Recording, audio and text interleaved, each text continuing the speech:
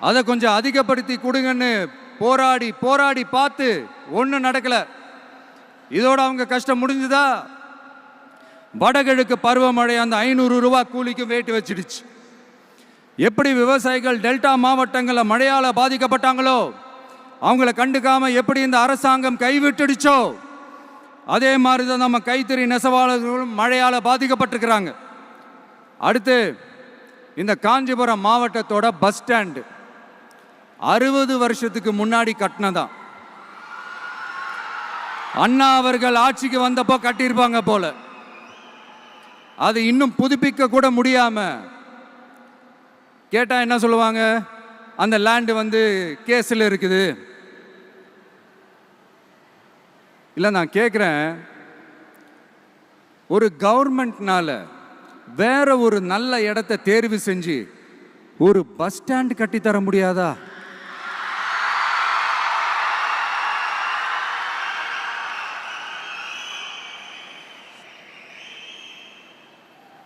பிரச்சனை என்ன தெரியுமாங்க, அவங்களுக்கு மக்களை பற்றி யோசிக்கிறதுக்கே நேரம் இல்லை. அதுதான் பிரச்சனை. அடுத்து பாலாஜாபாத் பக்கத்தில் அவலூர் ஏரி இருக்கு. அது பாலாற்றை விட உயரமா இருக்கு. அதனால என்ன ஆகுதுன்னா, ஆத்து தண்ணி ஏரிக்கு போக முடியாம போயிடுது. அதை சரி பண்ணி அந்த இடத்துல ஒரு தடுப்பணையை கட்டினா ஏரி நிறைய தண்ணி நிற்கும். அப்படி நின்னா அவலூர் மட்டும் இல்ல, ஆசூர் உட்பட இன்னும் எத்தனை கிராமங்கள், எத்தனை ஆயிரம் ஏக்கர் விவசாயம் நல்லா நடக்கும். இதுக்கு இன்னும் எத்தனை வருஷம் மக்கள் கோரிக்கை கொடுக்கணும், மக்கள் போராடணும். இந்த பிரச்சனையெல்லாம் இருக்கிற அதே காஞ்சிபுரம் மாவட்டத்தில் தான் பரந்தூர் ஏர்போர்ட் கட்டுற பிரச்சனையும் இருக்குது. அந்த பிரச்சனையில கண்டிப்பா நாங்க விவசாயிகள் பக்கம் தான் நிற்போம். அதில் எந்த மாற்று கருத்துமே கிடையாது. இந்த கவர்மெண்ட் பரந்தூர் விவகாரத்தில் எங்களுக்கோ இல்லை விவசாயிகளுக்கோ எந்த விதமான காரணங்கள் சொல்லி எஸ்கேப் ஆகவே முடியாது.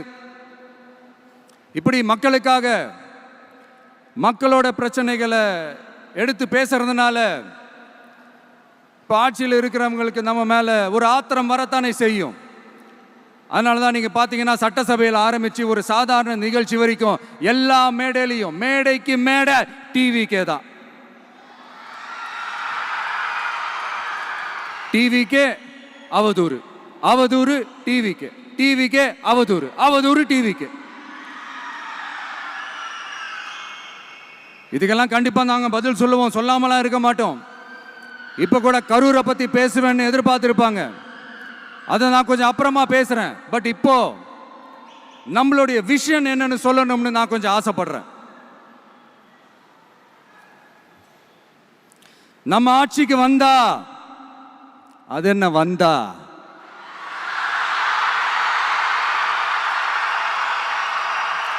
வருவோம். மக்கள் கண்டிப்பா நம்மளை வர வைப்பாங்க. மக்களுக்கான ஆட்சியை மக்களே விரும்பி வர வைக்கத்தானே செய்வாங்க. அப்படி மக்களால் அமைக்கப்பட போற நம்ம ஆட்சியில நம்ம என்ன செய்ய போறோம்ன்றது அதுக்கான அந்த தேர்தல் அறிக்கையில் அதுக்கான விளக்கத்தை டெஃபினட்டாக கொடுப்போம். பட் அதுக்கு முன்னாடி ஒரு சின்னதாக லைட்டாக நான் கொஞ்சம் அதை சொல்லணும்னு ஆசைப்படுறேன்.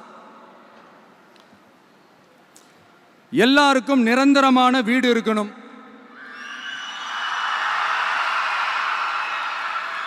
ஒவ்வொரு வீட்டுக்கும் ஒரு மோட்டார் சைக்கிள் வாகனம் உறுதியாக இருக்கணும்.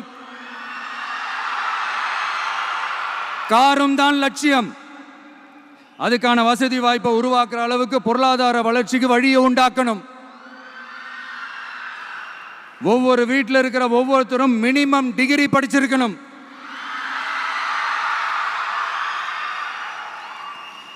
ஒவ்வொரு வீட்லையும் குறைந்தபட்சம் ஒருத்தருக்கு நிரந்தர வருமானம் கிடைக்கணும். அதுக்கான வேலை வாய்ப்பை உருவாக்கணும். அதுக்கு தகுந்த மாதிரி கல்வியில பாடத்திட்டத்தில் சீர்திருத்தம் செய்யணும். கவர்மெண்ட் ஹாஸ்பிட்டல்ஸுக்கு மக்கள் எல்லாரும் பயம் இல்லாம நம்பி போற மாதிரி மாத்தணும். பருவமழை காலத்தில் ஏற்படுற வெள்ளத்தால் ஊரும் சரி மக்களும் சரி விவசாயமும் சரி பாதிக்கப்படாமல் இருக்கணும்.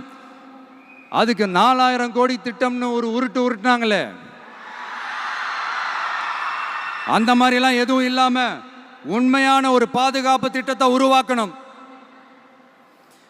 மீனவர்களோட, தொழிலாளர்களோட, நெசவாளர்களோட, அரசு ஊழியர்கள் மற்றும் ஆசிரியர்களோட கருத்து கேட்டு அவங்களுக்கான பாதுகாப்பு மற்றும் வளர்ச்சி திட்டங்களை உருவாக்கணும். உருவாக்குறது மட்டும் இல்லை, அதை செயல்படுத்தணும். முக்கியமாக இண்டஸ்ட்ரியல் டெவலப்மெண்ட்ஸில் கான்சென்ட்ரேட் பண்ணணும். எல்லாத்தையும் விட ரொம்ப ரொம்ப முக்கியம், சட்டம் ஒழுங்க ரொம்ப ஸ்ட்ரிக்டாக வச்சிருக்கணும். நம்மளுடைய அம்மா, அக்கா, தங்கச்சிகள், அவங்களுடைய பிள்ளைகள், குழந்தைகள் எல்லாருக்கும் பாதுகாப்பை, அதுவும் உண்மையான ஸ்ட்ராங்கான பவர்ஃபுல்லான பாதுகாப்பை உண்டாக்கணும். அண்ணா யூனிவர்சிட்டியில் நடந்த அந்த பெண்ணுக்கு நடந்த அந்த பிரச்சனை மாதிரியோ, இல்ல கோவையில் நடந்த அந்த கல்லூரி பெண்ணுக்கு நடந்த பிரச்சனை மாதிரியோ அதெல்லாம் நடக்க விடவே கூடாது. நம்ம வீட்டு பெண்கள் ஸ்ட்ராங்கா, பயமே இல்லாம தைரியமா இருக்கணும்.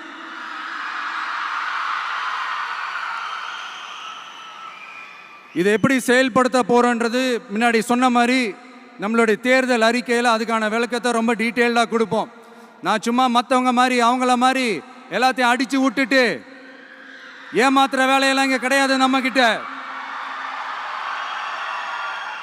நான் மறுபடியும் சொல்றேன், நம்ம அரசியலுக்கு வந்தது உங்களுக்கு நல்லது நல்லது நல்லது மட்டுமே செய்யறது தான். எங்களுக்கு வேற எந்த அஜெண்டாவும் கிடையாது. அதனால தான் பார்த்தீங்கன்னா கொள்கை எதிரி யாரு, அரசியல் எதிரி யாருன்னு திட்டவட்டமாக சொல்லிட்டு அது வெளியே சொல்லிட்டு களத்துக்கு வந்திருக்கிறோம். அதில் எந்த விதமான குழப்பமோ எந்த விதமான ஊசலாட்டமோ எதுவுமே இருக்க போறதில்ல. இந்த விஜய் சும்மா எதையும் சொல்ல மாட்டான். ஒன்னு சொன்ன அதை செய்யாம விட மாட்டான். அது மக்களுக்கு நல்லாவே தெரியும். அப்புறம் ஒரு அதிசயம்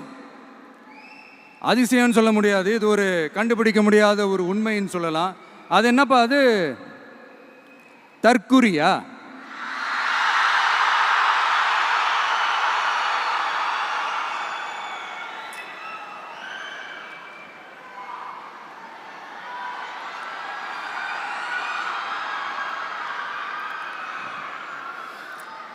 நம்ம டிவிகேக்கு சப்போர்ட் பண்ற கோடிக்கணக்கான லட்சக்கணக்கான மக்கள், நம்மளுடைய நண்பிகள், நம்மளுடைய ஜென்சி கிட்ஸ் எல்லாரையும் தற்குறிகள்னு சொல்லி வாங்கி கட்டிக்கிட்டு இப்போ அவங்களாம் தற்குறியெல்லாம் கிடையாது, அப்படிலாம் அவங்கள கூப்பிடாதீங்க, அவங்க சங்கிகள்லாம் கிடையாது, அப்படிலாம் அவங்கள கூப்பிடாதீங்கன்னு சொல்லி ஒரு குரல். யாருடா அந்த குரல் அப்படின்னு பார்த்தா, இப்போ ரீசண்டா அறிவு திருவிழான்னு ஒன்று நடத்தினாங்கல்ல, சாரி அவதூறு திருவிழா. அதில் அவங்க தலைமையே குழப்புற மாதிரி, அறிவு கண்ணை திறந்து வைக்கிற மாதிரி ஒருத்தர் பேசியிருக்கிறார். அவர் யாருன்னா அது அவங்களோட எம்எல்ஏவே. அந்த எம்எல்ஏ யாருன்னா நம்மளுடைய கொள்கை தலைவர்களில் ஒருத்தரான மக்கள் சேவகர் அஞ்சலை அம்மாளோட சொந்தக்காரர். என்னடா இது இப்படி ஆகி போச்சு, டிவிகேக்கு சப்போர்ட் பண்ற மாதிரி நம்ம கட்சியிலேருந்தே ஒரு குரல் வருதுன்னு சொல்லி தலைமையில் ஃபுல்லாக கன்ஃபியூஷன். அந்த கன்ஃபியூஷன் இதோட நிற்காது, அந்த ஆதரவு குரல் ஒரு வீடு விடாம, ஒரு இடம் விடாம, எல்லா இடத்துலையும் எல்லா வீட்லையும் இன்னும் பலமா எதிரொலிக்கு தான் இல்லையான்னு பாருங்க. சும்மா பிளாஸ்ட் தான்.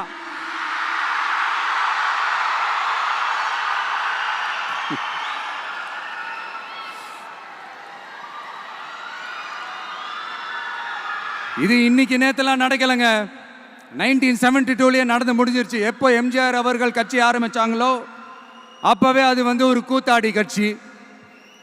எப்போ எம்ஜிஆர் அவர்களுக்கு பின்னாடி அத்தனை மக்கள் திரண்டு நின்னாங்களோ அப்பவே அது ஒரு கூத்தாடி கும்பல். நடிகர் கட்சி நடிகர் கட்சி நடிகர் கட்சின்னு சொன்ன ஒருத்தர் அதுக்கப்புறம் எம்ஜிஆர் கூடயே போய் சேர்ந்துட்டாரு. இன்னொருத்தர் இவரெல்லாம் ஒரு ரவுண்டு தாங்க வருவார், ரெண்டாவது ரவுண்ட்லாம் காணாமல் போயிடுவார்னு சொல்ல இன்னொருத்தர் அதுக்கப்புறம் போய் எம்ஜிஆர் கிட்டே போய் சேர்ந்துட்டார். ஸோ இந்த மாதிரி இவங்க 2 பேர் மட்டும் இல்லை, ஒட்டுமொத்த தமிழ்நாட்டு மக்களும் எம்ஜிஆர் அவர்கள் கூட தானே போய் சேர்ந்தாங்க.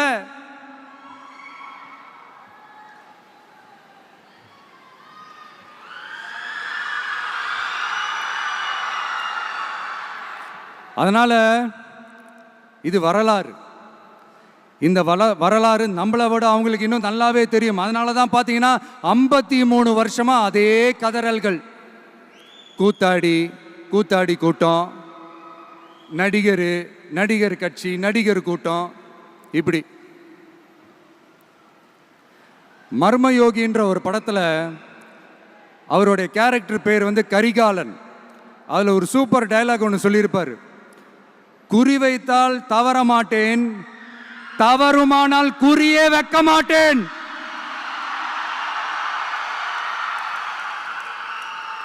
இதெல்லாம் யாருக்கு சொல்றோம் எதுக்கு சொல்றோம்னு புரிய வேண்டியவங்களுக்கு புரிஞ்சா நல்லா இருக்கும். ஏண்டா இந்த விஜய தொட்டோம்,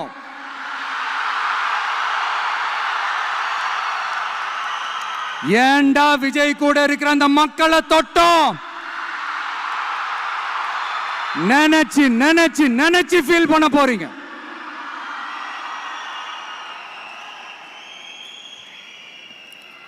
அப்புறம் நமக்கு இந்த அரசியல் புரிதல்லாம் இல்லை, அது இல்லை இது இல்லை.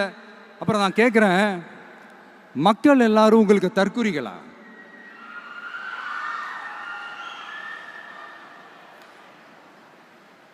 அதே மக்களோட ஓட்டு வாங்க போற நாம தற்குறிகள்னா அப்ப இவ்வளவு நாள் அதே மக்கள் கிட்ட இருந்தானே நீங்க ஓட்டு வாங்கிட்டு இருந்தீங்க. அப்ப நீங்க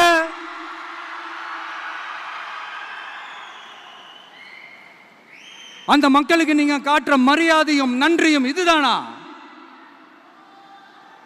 ஒண்ணு மட்டும் சொல்றேன், எழுதி வச்சுக்கோங்க. இந்த தற்குறின்னு சொல்றீங்கல்ல, இந்த தற்குறிகள்லாம் ஒன்னா சேர்ந்துதான் வாழ்நாள் பூரா விடையை கண்டுபிடிக்காத முடியாத அளவுக்கு உங்க அரசியலே ஒரு கேள்விக்குறியாக்க போறாங்க.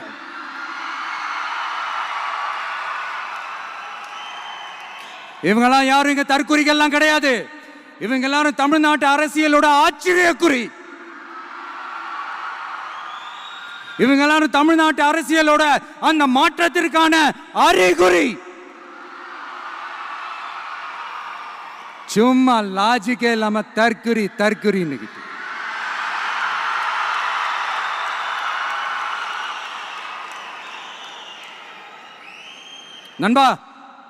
நம்பி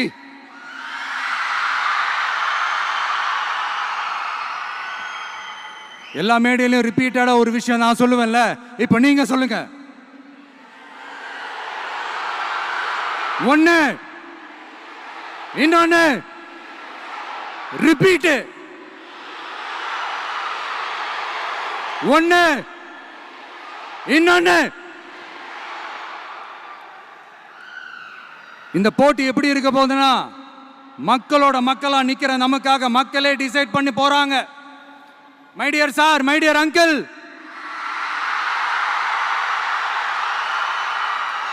ஆல்ரெடி டிசைட் பண்ணியாச்சு.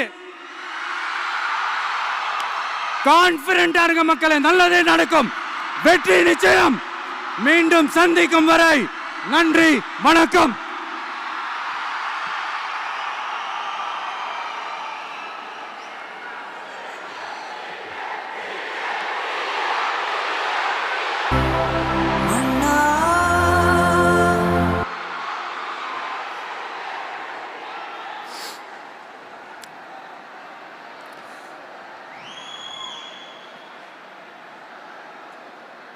வெளியில் போக பர்மிஷன் கிடைச்சவொன்னே கூடிய சீக்கிரம் வெளியில் வருவோம். அதனால தான் இப்படி ஒரு ஏற்பாடு. எல்லாரும் இருந்து சாப்பிட்டு போகணும்.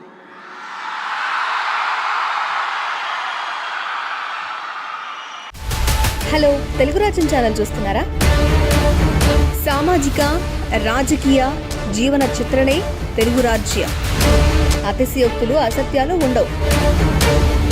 రాజకీయ కోణం కాదు, ప్రజా కోణమే కొలబద్ద. తెలుగు రాజ్యం వీక్షణ నీ ఉత్తమ అభిరుచికి నిదర్శనం.